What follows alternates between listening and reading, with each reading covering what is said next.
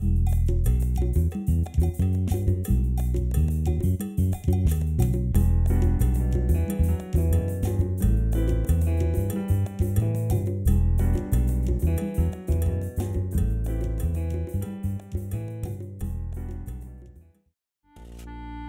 que acontece quando a gente tem uma ameaça no ar, que é um vírus e que é desconhecido?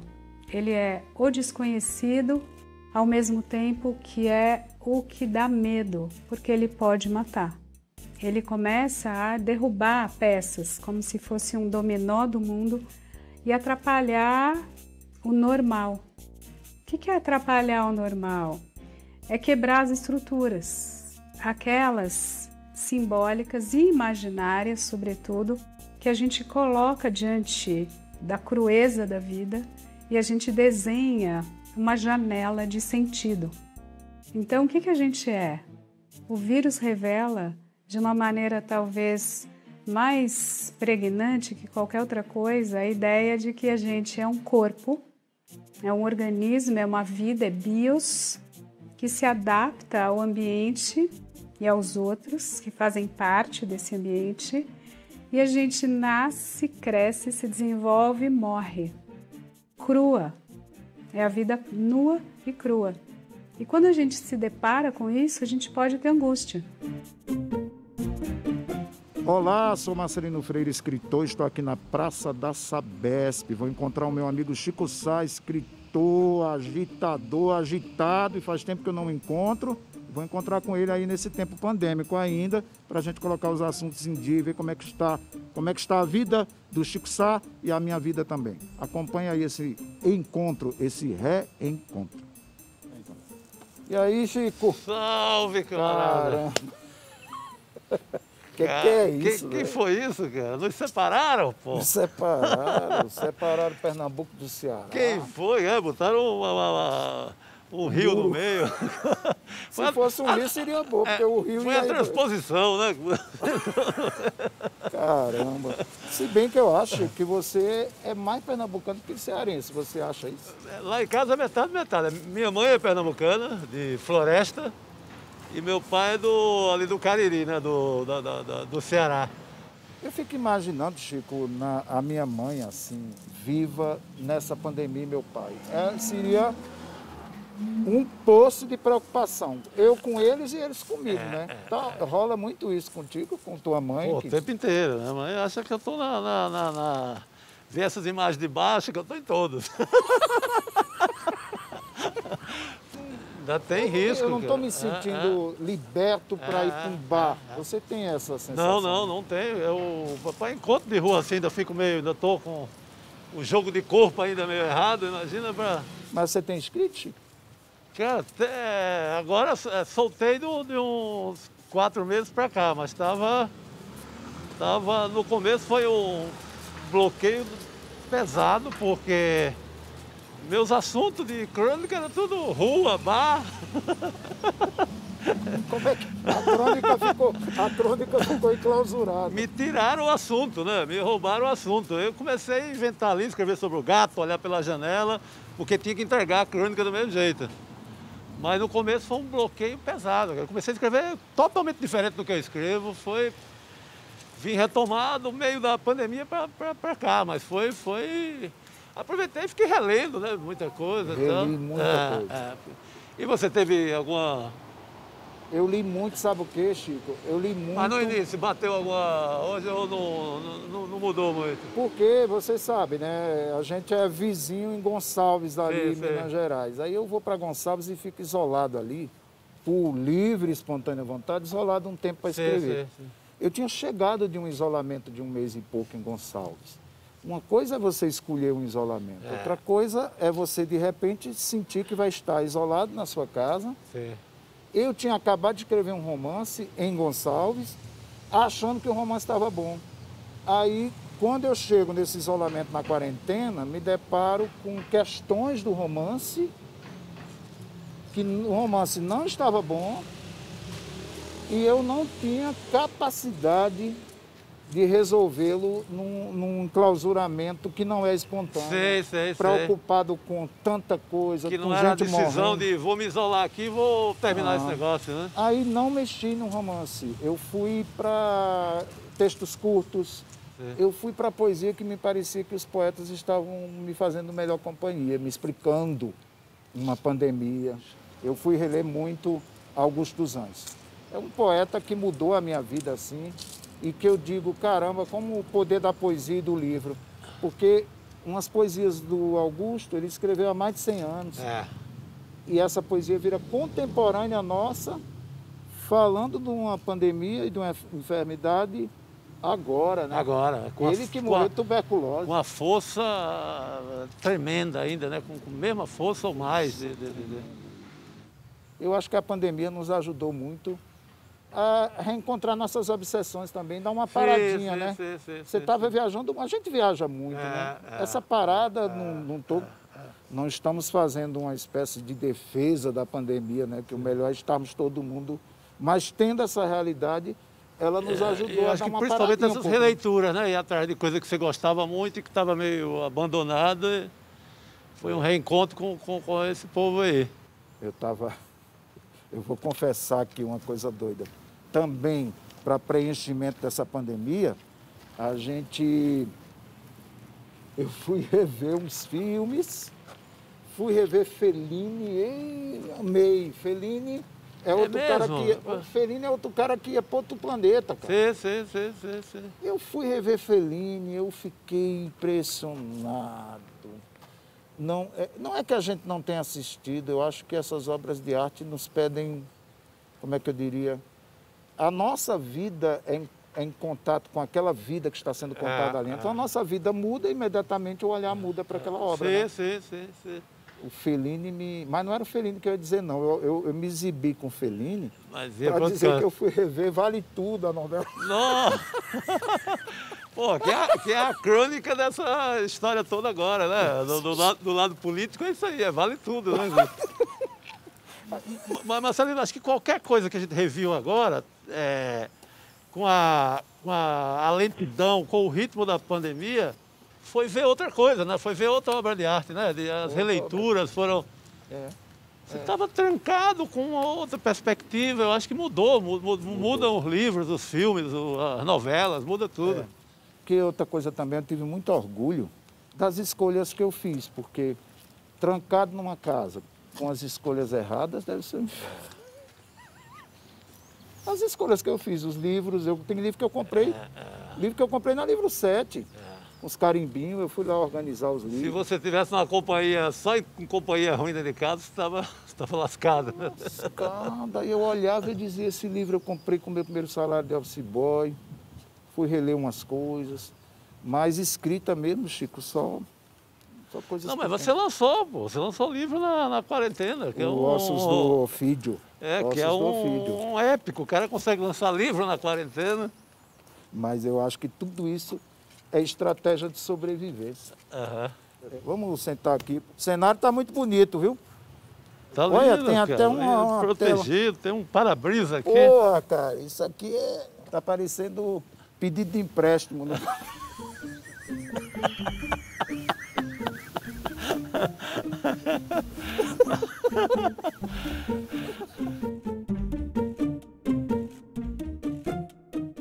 A gente está compreendendo que, se foi importante a gente sair da escala de cidades, de feudos, de principados e de regiões e fazer a ideia de Estado, nação, Estado nacional, agora não basta. Não basta por quê? Porque a maneira com que a China lida com a sua comida afeta a maneira com que na Itália você tenha ou não um vírus, que por sua vez afeta, como em Nova York, você tem ou não uma transmissão gigantesca. Ou seja, o que a gente entendeu?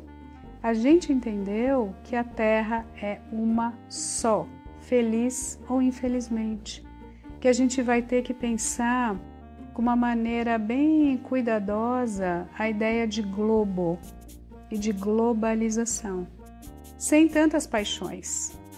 fazendo crítica a um estilo, enfim, ultracapitalista ou neoliberal, ou como você queira chamar, para fazer, né, repensar os fluxos de mão de obra, de dinheiro, de trabalho, de mercadoria e também de vírus, de vidas, de doenças, porque a sanitarização, a saúde pública é do planeta.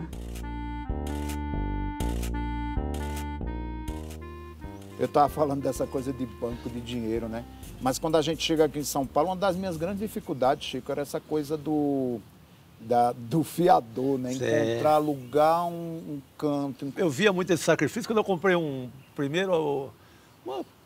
quarto e sala lá no centro. Kitnet. Eu passei e virei fiador da humanidade.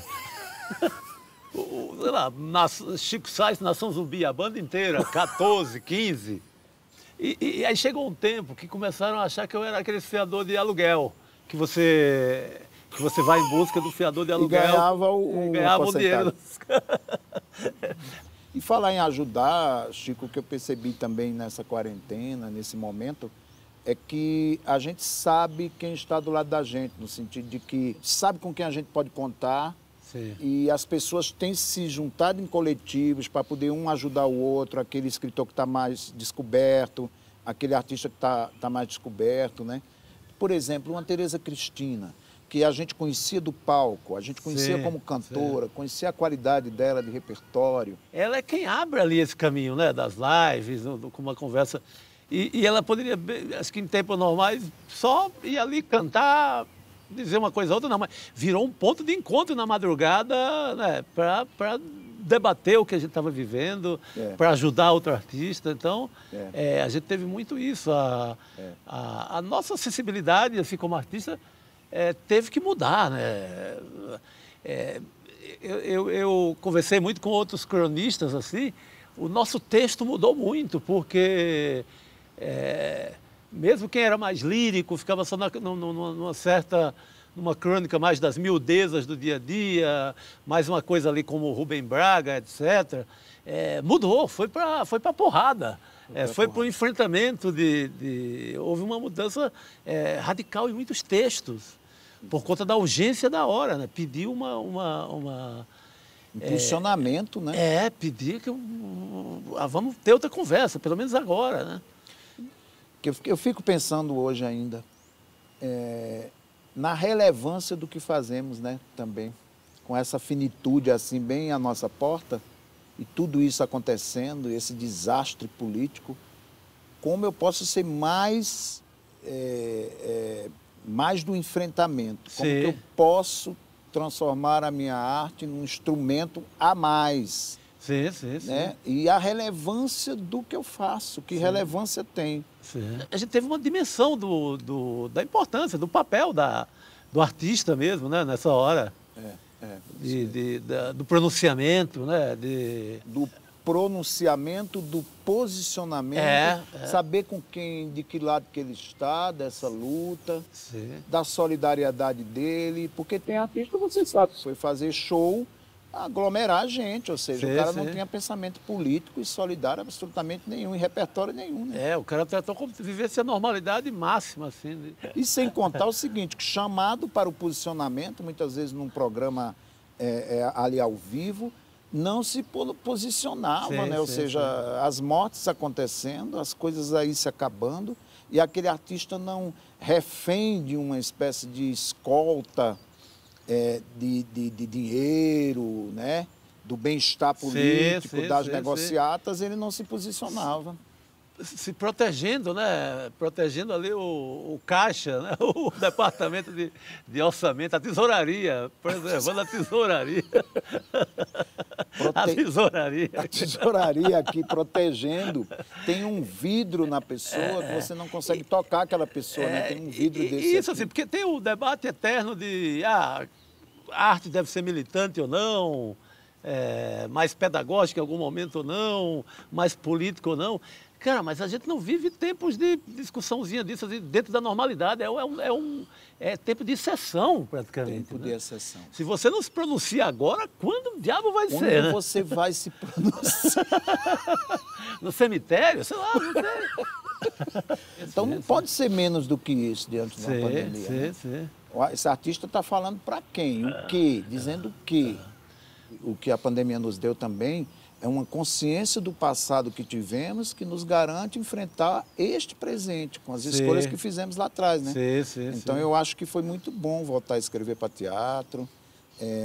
As pessoas dizem, você tem escrito na pandemia? Eu tenho, eu já escrevi inclusive meu epitáfio, né?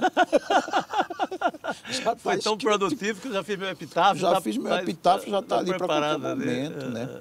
Agora, como que você pode não ser perturbado? O escritor é um escritor do seu tempo. O nosso tempo é este, pandêmico.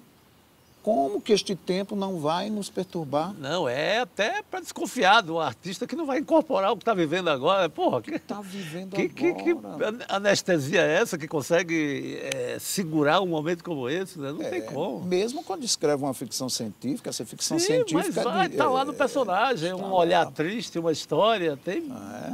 Eu acho, a gente ganha e ganhou outros verbos, outros substantivos, outros silêncios, outras pausas. Vai mudar a literatura? A pandemia muda a literatura? Muda, porque nós somos escritores do nosso tempo, não é? Então, como será a literatura no futuro? Me perguntam. Eu não sei o que responder, você sabe, Chico?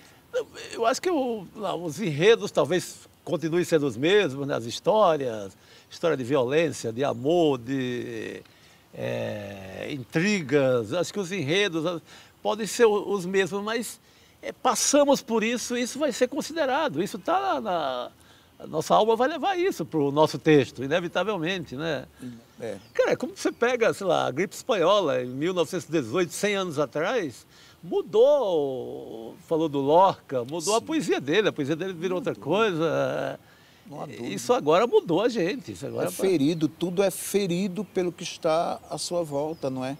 Não tem como olhar pela janela e achar que está vendo o pôr do sol, está tudo lindo, está tudo maravilhoso. Não, tudo isso. E eu acho que essa briga que a gente teve com quem é insensível ao que a gente está vivendo também foi muito forte. Essa peleja com os negacionistas. Isso vai nos marcar para o resto da vida. Porra, eu estava dizendo que eu sou a favor da vacina, da ciência, e tinha outro povo contra isso. Então você vai contar daqui a uns anos, é uma história que você vai levar para o túmulo, né? Vai ser uma história que vai te levar para o túmulo. Lembra daquela briga nossa contra... Em que momento da história, em que momento você estava naquele momento da história, né? Sim. Esse comprometimento que a gente falou. E não há eu lembro, Chico, do Chico Anísio falando que quando ele foi para o computador, ele sentia saudades do barulho da máquina de escrever, que os diálogos eram muito mais dramáticos naquele tec. Ou seja, aquele barulho daquela máquina. Vamos para o computador, é uma outra escrita, não há dúvida, a gente já edita. E essas plataformas, né? Esses vidros aqui altera até o jeito de você colocar na página. Eu não consegui escrever coisas muito longas, porque o meu espírito não estava respirando bem, não é? Não é? Você queria dizer coisas mais rápidas e mais curtas. Mais rápidas e mais curtas, porque a própria respiração é a respiração de um mundo que está virulento, né? Um mundo que está atacado por uma pandemia, não é? E esse mundo é o ar que nós estamos respirando quando estamos escrevendo, né? E a questão também de ter o repertório que nós temos, ou seja, já tem uma escolha também pelo que já escrevíamos e pelo nordestino, os nordestinos que somos, né, Chico? Tem isso também, não tem? Assim, nas viagens de cabeça, assim, nesse isolamento, acho que eu voltei muito para... Houve uma... Não sei se é uma revisão, mas você volta, você faz uma viagem de volta, né? Imaginária ali. eu fui muito pro Nordeste, mesmo sem precisar ir para a rodoviária, nem para o aeroporto. Assim, Foi para debaixo da saia. Foi lá para debaixo da saia da mãe, a 2.000 quilômetros daqui. Eu vou lhe dizer uma coisa, eu voltei a sentir o cheiro de urina da minha mãe. Caramba, que viagem! Aquele urinol sei, nordestino. Caramba. Concordo com você plenamente, existe uma espécie de garantia do passado, mas um testamento que estamos levando. Então, eu voltei a coisas que eu nem lembrava, cara. Do sertão, da infância, do quintal, de um urubu de estimação que eu tinha, nem lembrava. Eu acho que é uma espécie de corrida que a gente dá num lugar seguro, né? Sim. Quando a gente se reencontrou, eu tinha comentado dessa coisa de lembrar da mãe, do pai, eu ficar imaginando minha mãe e meu pai durante uma pandemia, eu preocupado com eles, eles preocupados comigo, e fiquei pensando na resistência nordestina. Eu fiquei pensando também em outras lutas que eles travaram. Lembra? Meningite, sarampo. Nós tivemos outras pestes durante a nossa infância, que era um corre ali. Meningite nos anos 70, no comecinho, foi um desastre no Brasil inteiro, né? Um desastre. Também com a ditadura negando a doença. Aqui em São Paulo foi gravíssimo também. Gravíssimo. Alterando números, negando, e não tem nada, não está acontecendo nada. E as mães gritando pela janela dos hospitais, né? Pela janela dos hospitais. Sempre uma espécie de sufoco de um amanhã que tinha que ser garantido urgentemente, que não sabia se ia ter a comida, se ia ter o trabalho. Sim. Então, fiquei pensando nessa resistência para enfrentar esse tempo também. Essas agonias históricas, né, que eles passaram. Essas agonias históricas de criar tanto filho. Na tua casa são quantos? São 6. Essa noção de finitude... O nordestino e a nordestina, o Nordeste já tem há muito tempo. Há muito tempo. Você pega a mortalidade infantil, que até os anos 70, era 150 por 1.000 nascidos. Tinha alguns lugares do sertão que beirava 200. A cada 1.000 nascidos, 200 não passavam de 1 ano de idade. Então, você já tinha um funil miserável ali, resolvendo as vidas. Minha mãe teve 14 gestações. Todas. 9 vingaram. E eu nasci de 7 meses, ela falou, esse não vai vingar, tem uma coisa, não vai vingar. Toda a família tem a história dessa. Então, a pandemia nos levou a todas essas histórias de volta, né? Nos trouxe todas essas histórias, e histórias recentes também, porque a questão da finitude pode ser para a gente que, de alguma forma, tem um certo conforto, consegue trabalhar, consegue ter a internet funcionando, consegue ainda se comunicar, tem os privilégios, né? Mas quanta gente tem essa noção de finitude, de que não sabe o que é que vai fazer amanhã, o tempo inteiro, não é essa pandemia que revelou isso, né? A gente aprendeu, por mais que a gente seja consciente, a gente aprendeu que a situação é vivida todo dia, por milhões de pessoas no Brasil, né? E por mais que a gente seja politizado e que leia sobre a realidade, que esteja se pronunciando, a gente esquece um pouco que esse sufoco é rotineiro e está aí, né? Esse sufoco é rotineiro e está aí. E você também, Chico, me toca profundamente também. Continuará tocando sempre. Você não podemos não tocar, faça aqui assim. Assina o empréstimo, né? Assina. Quanto que é? Não, e o nosso primeiro, de missa de corpo presente, né? A missa de corpo presente. A missão de corpo presente. A missão de corpo presente. Muito bom, velho. Vamos embora, vamos colocar a nossa máscara. Vamos lá. Tem gente que diz que não usa máscara exatamente porque é mascarado, ou seja, a pessoa não usa porque já é mascarado. Já é zorro, né? De nascença, né? Já é de nascença. A gente põe essa máscara aqui porque a gente tem alma, por isso que a gente cuida um do outro. Vambora!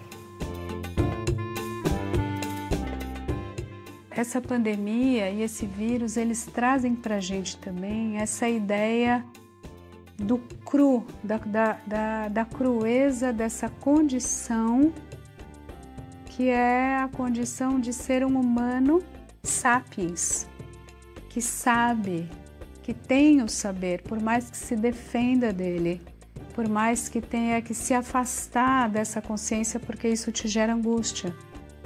Você sabe, para morrer basta estar vivo. A gente sabe isso, embora a gente faça força para esquecer disso todos os dias, com muitas tarefas, com muitas atividades, com muitas dúvidas, com muito desejo de dinheiros, de objetos, de gozos, de satisfações. No fundo, a gente sabe que talvez isso sirva para muito menos do que a gente imaginava.